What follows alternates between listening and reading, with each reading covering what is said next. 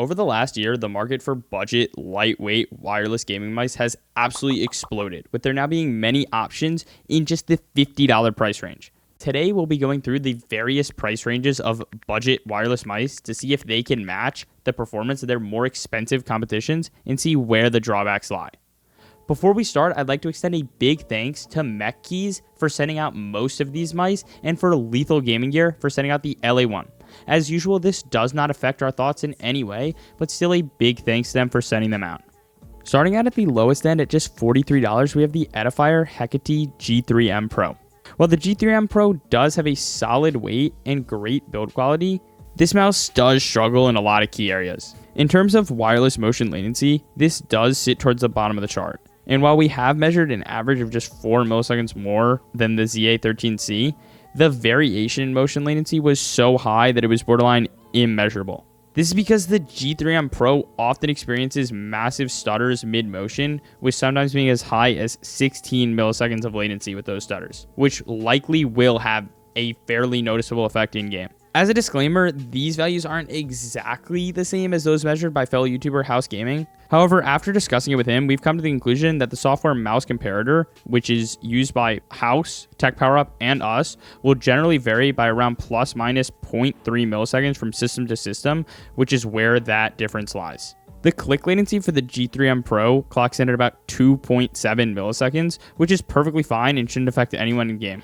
Other features of the G3M Pro unfortunately just don't really hold up too well. The main buttons have a gaming and a silent mode, which is a cool feature. However, this makes the clicks feel just not great in either. In gaming mode, the main buttons have a lot of pre-travel, which makes them feel quite mushy.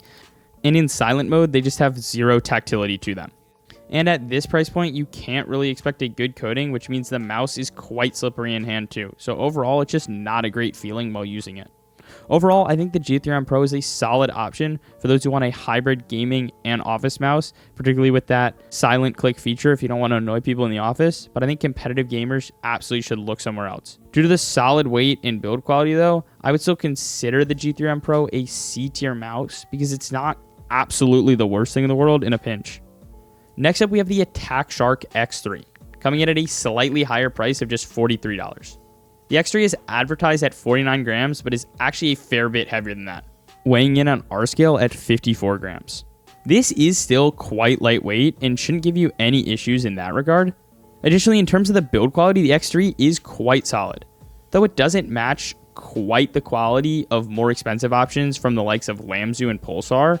In terms of overall features, the X3 definitely beats out the G3M Pro. The clicks, while not amazing, are a lot more usable. In-game, they have quite light actuation, minimal pre and post.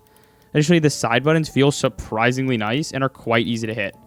Again, the X3 coating is a bit subpar and doesn't handle SLUT too well, but I can't knock it for that much given that it costs just $43. Performance-wise, the X3 fares quite a bit better than the G3M Pro. Though it still lands near the bottom of the chart, clocking in at 1.8 milliseconds higher motion latency than the ZA13C, this is certainly usable and won't affect most people in game. In terms of the click latency, unfortunately, this is a bit poor, sitting at roughly 5.8 milliseconds. However, this still should be low enough not to affect most people, though it is starting to cross the threshold of it could be noticeable by the most trained eye. Overall, the X3 is nothing special, but its solid features allow it to slide right into B tier. At the price point of just $50, we have the Darmoshark M3S, which we have reviewed before. The M3S does have a really good weight at just 55 grams and has a decent build quality, though it falls slightly short when compared to other mice in this video. Once again, the main drawback we find on mice at this price range is the coating, with a fairly disappointing, somewhat slippery coating on the M3S. Now, in terms of performance, the motion latency is decent, coming in at 1.4 milliseconds slower than the ZA13C at 1000 Hz and 1.2 milliseconds slower than the ZA13C at 2000 Hz.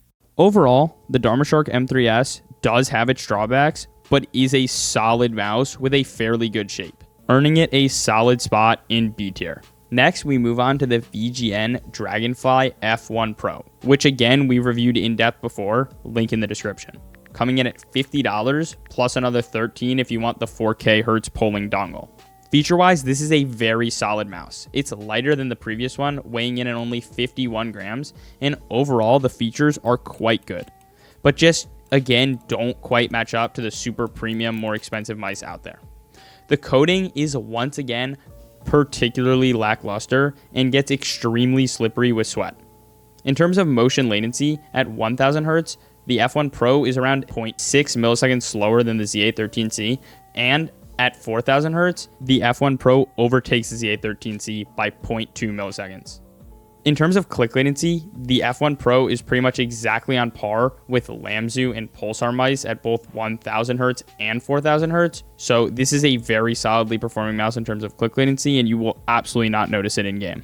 In our original video, we placed the F1 Pro at B tier on our tier list, and despite this new 4K dongle, our rating on this has not changed.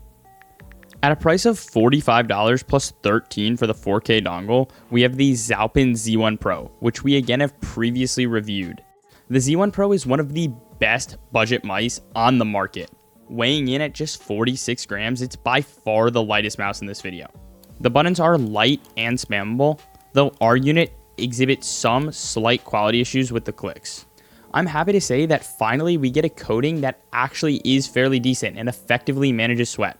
And although we have not gotten the chance to retest the performance of the Z1 Pro with our new test methodology, based on our previous test, it should be about on par with the VGN Dragonfly F1 Pro. So again, pretty good in terms of wireless motion latency and click latency. Overall, the Zaopin Z1 Pro earns a place towards the bottom of A tier and is a super solid choice for this very low range of budget mice. Now we jump in price up to $60 plus another $15 for the optional 4K dongle for the Lethal Gaming Gear LA1, which again, we have another video talking in depth about the shape, so check out that video in the description if you're interested. In terms of wireless performance, the LA1 is the best mouse in this video. When tested with the upgraded dongle, it's tied with the Ultralight X and the MP01S wireless as the fastest 1000 Hz wireless mice we've ever tested. Then, moving up to 4000 Hz, the LA1 is only beaten by the Final Mouse Ultralight X for wireless motion latency, with it being approximately 0.4 milliseconds faster than the Z813C. Unfortunately, we've had a bit of technical difficulties setting up the Final Mouse XLAT to measure click latencies, so we are not able to provide a value for this mouse as the click latency is too low to reasonably test with our current method of bump testing. However, that for sure will mean that it is more than good enough for you to not notice anything about the clicks in game. Feature-wise, the LA1 is simply extraordinary for the price. The mouse weighs just 53 grams, and the clicks are some of the best feeling on the market. And the stock skates are core pads, so of course those are great. The coating on our white unit is not the greatest, however our black unit does have a pretty decent coating which handles sweat relatively well. The main downsides of this mouse are its subpar side buttons and the slight build quality issues in terms of side flex, which barely keep it from matching up from other top tier mice. However, the LA1 is still a great mouse, placing it at the middle of A tier. Next, at a slight increase up to $65, then just $13 for the 4K dongle, is the DeLUX M800 Ultra. This mouse is quite light at roughly 50 grams, and the build quality is also quite good, having minimal flex anywhere on the mouse. The buttons are very light and spammable, perhaps not the most tactile, but are still quite good. The mouse's shape is somewhere between the Razer Viper and the Razer Viper Mini, meaning it is a very safe shape for a variety of grips. However, the coating and the skates are still subpar compared to some other mice on the very top tier. In terms of performance, the wireless motion latency is slightly higher than the Z813C at 1000 Hz, but matches it at 4000 Hz. Overall, the DeLUX M800 Ultra lands towards the lower end of A tier on our tier list.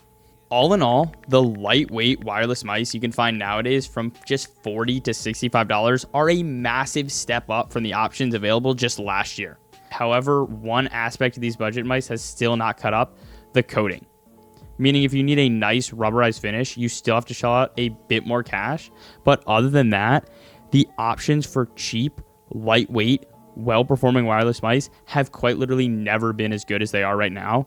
So if you're unhappy with your current mouse, it's pretty hard to justify not making the upgrade to one of these extremely good budget mice we just went over.